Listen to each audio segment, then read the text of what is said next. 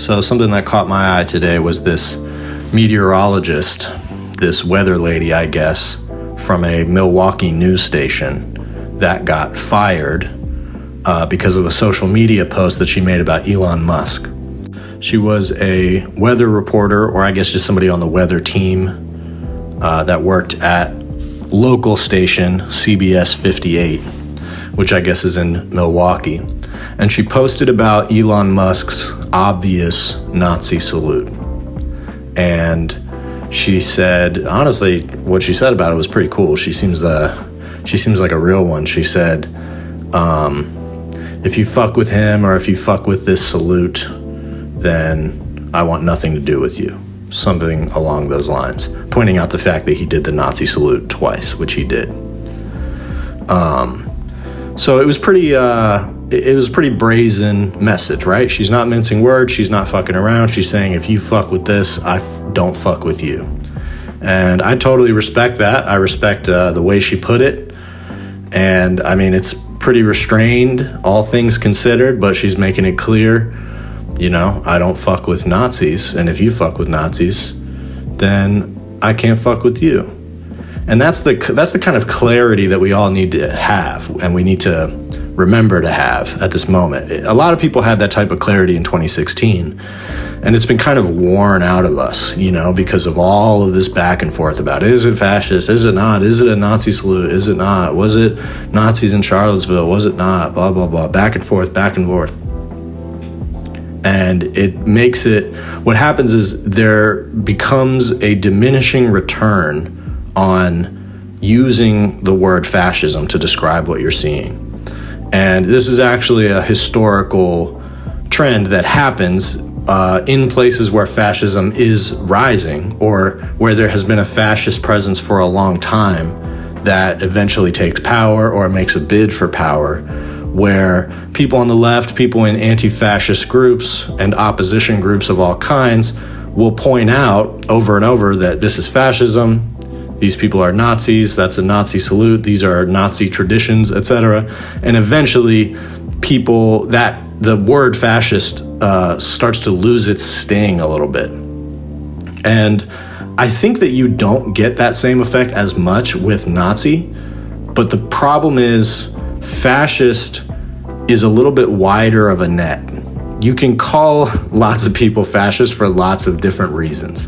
And it's clear what we're seeing with Trump is like a pretty crystallized version of fascism that shares enough traits with the biggest historical events of fascism that you can call it that pretty cleanly. Like when it comes to political strategy and ideology, Trump is a fascist, and his political Christian nationalist movement is fascist in a very straightforward political sense.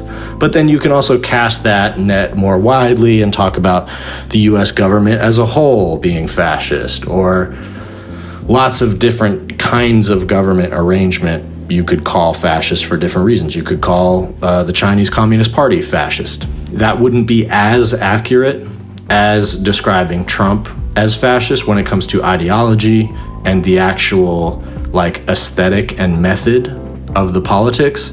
But in some ways, it's more accurate to call the Chinese Communist Party fascist because of the scale and effectiveness of their repression that happens in that country. So we might see something similar to that because of Trump. We've certainly seen an escalation in that sort of thing in America post 9/11. But my point being that fascist is a little bit of a vague descriptor. And so when you use that term too much, it stops having an effect on people.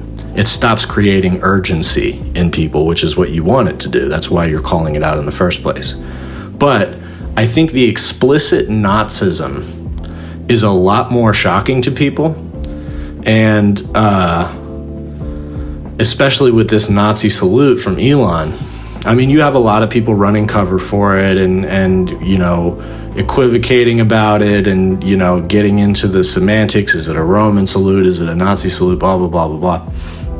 This is, again, exactly what happened in 2016. Constant obvious expressions of fascism, racism, white supremacy, and followed by endless equivocation and gaslighting, essentially, to normalize what you're seeing. And so this event that has happened with this meteorologist getting fired is a good example of the tension that occurs in this process of normalization. And this is the kind of thing that we have to be very, very alert to. Because not only is this woman being reprimanded by her job for posting about politics or whatever, which is something that's happened to a lot of people for a lot of different reasons, but specifically pointing out, she really didn't say anything that crazy other than the fact that this is obviously a Nazi salute, and if you fuck with that, I can't fuck with you. Whether or not the people that fired her believe that Elon did a Nazi salute is kind of secondary to the idea that they are, as an entity, as a news entity, or any type of organization or business, the fact that they are incentivized to respond to clear identification of what we are seeing as fascism, that they are incentivized to shut that down immediately and get her out of there. It is as if she went on social media and made some kind of horrendous racial remark, used some kind of slur or some kind of racist characterization that is completely incompatible with like a civil workplace. That's happened a lot, and people have gotten fired over that a lot. And you could make a free speech argument about that as well. Like, should a job be able to fire you for saying any kind of incendiary thing on your own personal social media? I think when it comes to racism and other things like that, misogyny or, transphobia, saying bad things, horrible things about any kind of minority group or poor people or whatever, you're just creating such a bad vibe that, like, who would want to work with somebody like that? There's a much better argument for removing a person who is openly racist from the workplace, because why would anyone want to have you around? And workplaces are more diverse nowadays, and probably even with this reversal of DEI and stuff like that they're trying to do now, workplaces are probably going to continue to be diverse, because that's just the nature of America at this point, and there's nothing they can do about that. But to punish somebody and take away their job because they pointed upwards and they said, this person who is in power, arguably the most powerful person in the world, he's certainly one of them, Elon Musk, and saying this clear gesture that he made, which was obviously a Nazi salute, this is her job telling her that by clearly identifying what she sees and saying this is not acceptable behavior from the most powerful people in the country, and it's a very bad indication of where we're at as a country, and supporting or making excuses for that behavior is a very bad indication of who you are as a person. And so for a job to take it upon themselves to punish her for that means that job, even just being some random local news station, is aligning itself with this pattern of fascist repression that we are only just starting to see in America. It's been there for a long time. You see this in response to, people posting about Palestine. Plenty of people have lost their job on grounds of so-called anti-Semitism because they posted about how Palestine should be free, or what Israel has made a habit of doing in Palestine over the last 75 years is atrocious. That has also gotten people fired. And so that's kind of a test run for what we are going to see now, which is probably various versions of that to point to the American government and the people who run the American government and to call them fascists in one phrasing or another that is akin to some form of racism or hate speech. And you might be punished for that.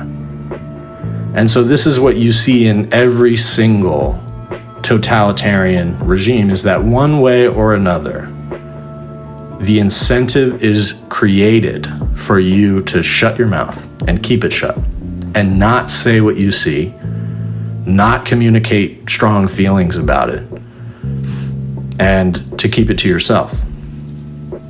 And there's different versions of creating that pressure, but we don't need, the overarching AI surveillance state of Big Brother to force you to keep your mouth shut if you're not able to go out and get a job and make a steady living and be against fascism vocally at the same time. What that is that's an incentive structure that encourages you to be pro-fascism and to go along with it.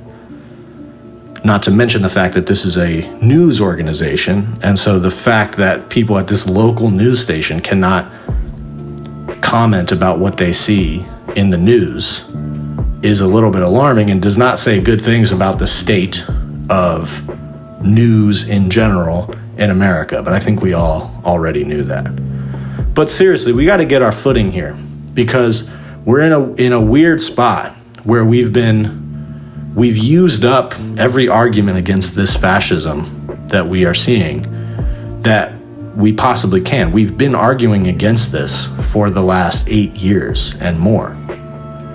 And here we are, it's worse than ever. And the people who are aiding and abetting this are just as resistant to the arguments against what we're seeing and the arguments in favor of the fact that this is just an American iteration of fascism. That is the core defining characteristic of the Trump political movement, and it is escalating.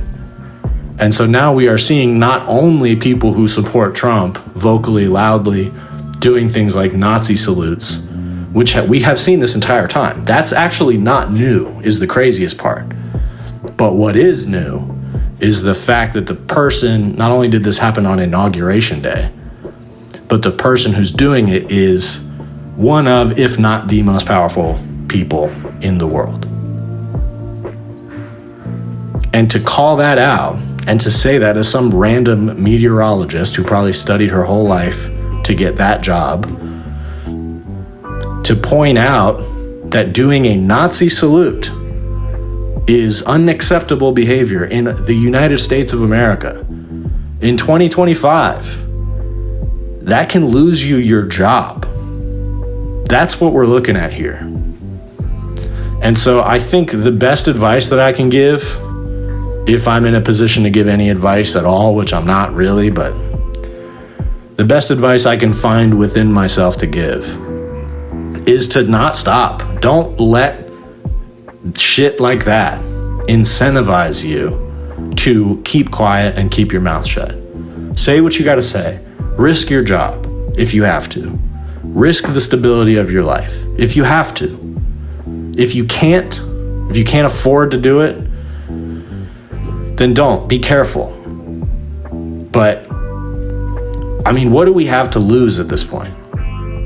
If the choice that we have to make is lose our job or go along with obvious fascism, maybe that's actually an easy choice to make.